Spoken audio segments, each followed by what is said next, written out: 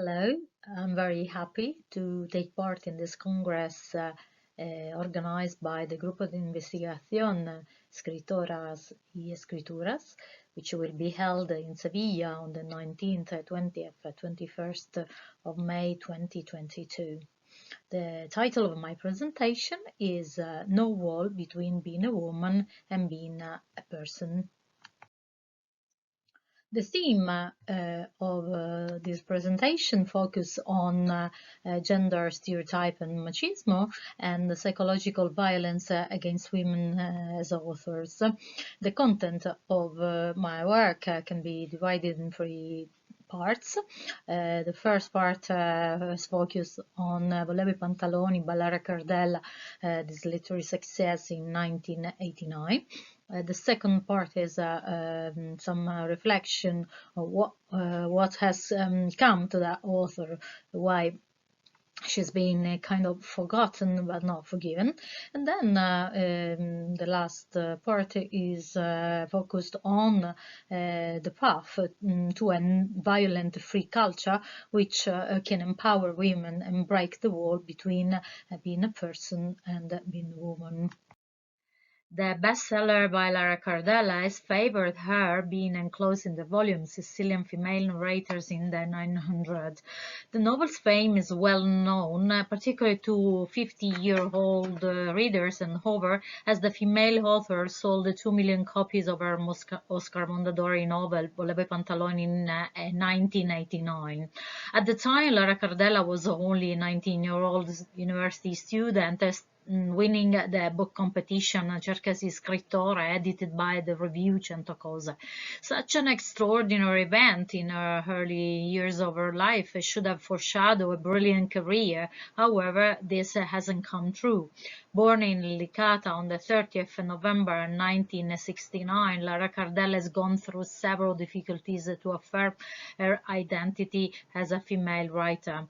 A literary success has stimulated the investigation on the reason why she was so much detested at the time. One of the key points of the novel concern the autobiographical features of the novel. The first-person narrator, Hannah, still in her early year, briefs as her author and realizes how different she is respect to her female peers. Non ho mai sognato il principe azzurro, e dalle mie parti chi non sogna il principe azzurro o sogna il re dei cieli o non sogna proprio. Page 7. Another key points she underlines is the hypocrisy behind an attitude of seduction which had been handed down from grandmother to mother to daughter. The prototype of her female classmate who dreamt a blueprints used to wear lunghe gonne a fiori e camicette bianche col pizzo. Poi a scuola, nei bagni, donne fatali, rossetti lucidi all'ultima moda di Parigi, ombretti e ciprie come avevano visto a quell'attrice famosa, e la gonna tirata un po' in su. On the other hand, the boys looked at their female pairs and commented on their own Sicilian language. Vidisti che culo, io chissà, picchia vidisti Angelina, che avevano un paro di minne, a così io usa che si facesse. Such a language would certainly be regarded as offensive and deliberate, but does not seem to be different from that sentences uttered by the fathers. Buona facia, l'avevi ammazzata sta puttana, page 11. Not to mention the local people gossip, avidisti, page 11. A portrait of reality where nobody was indifferent to anyone and to anything. However, she never used to talk to her citizens, and because of that, she could not regard them as people of her own town. Anut says Lara can't adapt to that reality. However, the fact that it is impossible for people to change their way of living, that is to say, changing is like abusing our own soul. The representation of the violence of this outer world does not seem to be different from the one which she experiences in her family, where she should have been protected. Anutsa's family is characterized by her father, a man she's scared of. Her mother, Sin, has only uterus, and a brother who does not consider as such. Non lo odiavo, ma non lo consideravo mio fratello. In fondo, in comune, avevamo solo l'utero di una donna che solo accidentalmente era mia madre. Page 22. Harsh is Anussa's fault any time her father comes to her mind. Pensando a mio padre che mi voleva picchiare, avrei voluto essere orfana, davvero. Page 17. Tutte le relative progettazioni avevano la stessa invariabile conclusione, la cintura di mio padre. Page 19. The shift from the physical to psychological description of that violence is another striking feature of the novel, which reinforces the harshness of such a behavior, which is typical of a macho culture. What is a male like? Il maschio e masculo era una razza molto particolare, era volgare, forte, coraggioso e spietato. Page 21. In order to gain her freedom to wear trousers, Anuzza firstly tried to get into a nunnery and then to become masculo, following her cousin Angelo, who trained her as such. However, any attempt is accomplished in vain. The inevitable consequence of all this violence provides her with nightmares. La notte ho gli incubi e devo dormire con la luce accesa. E almeno una notte alla settimana sogno che a turno, una notte l'uno, una notte l'altro, tutti i miei zii mi violentano. Da un po' di tempo sogno che mi violentano anche mio padre e mio fratello. Page 69. In spite of the fact that Lara Cardella has kept on writing and publishing after her literary success, her voice has not been so loud since then. She sounds tired of telling about the same violence on women and speaking about a society which doesn't want to change. In a recent interview to Repubblica, Lara Cardella states that nothing is changed in Sicily and in all Italy respect to 30 years ago, where still she thinks that the social context is worse because of media and television, where in such TV programs women are happy to be treated as praise.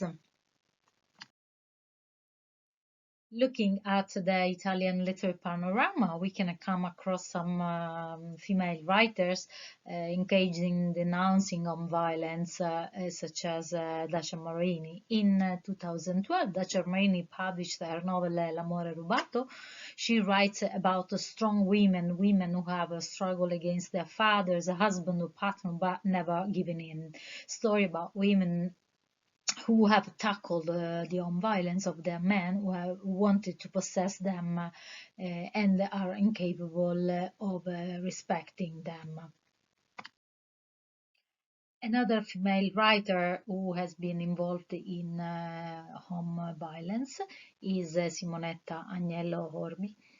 Simonetta Agnello Orbi's book presents a simple and effective program which has involved women potentially exposed to violence and the industry where they work. The Global Foundation for the Elimination of Domestic Violence, created by Patricia Scotland, has contributed to do away with home violence in England. Agnello Orbi's book aims at creating an Italian similar association in order to apply in Italy. This program has helped to decrease the phenomenon in England, and the writer proposed to apply the same pattern, demonstrating how the state can intervene to reduce the phenomenon of homo violence. The path towards a gender revolution goes through such words as tolerance, understanding, and reliance, which describe the strength of a nation which wants to change. After more than 30 years from the publication of Lara Cardella's bestseller, we come back to reflect on the big issue of home violence. Lara Cardella's Volevi Pantaloni remains in the history of Italian literary publishing. It has paved the way to a new season marked by the courage and strength to write about the need to denounce home violence. Other important female writers in the Italian literary panorama, such as Dacia Morini and Agnello Horby, have tackled the issue of home violence with the aim to give voice to women and even find a way out. Such female writers, as well as the civil society, have shown that denouncing home violence is the key to a gentle revolution for a country which can be considered advanced. Culture is the real strength to do away with any wall between being a woman and being a person. I'd like to conclude with some of the words by Hadron Reach from Of a Woman Born. If I could have one wish for my sons, it is that they should have the courage of women, the courage I've seen in women who, in their private and public life, are taking greater and greater risks, both physical and physical, in the evolution of a new vision. Every woman who takes her life into her own hands does so knowing that she must expect enormous pain inflicted both from within and without. I would like my sons not to shrink from this kind of pain, not to settle for old male defenses, including that of a fatalistic self-hatred. And I would wish them to do this not for me or for other women, but for themselves and for the sake of life on the planet Earth.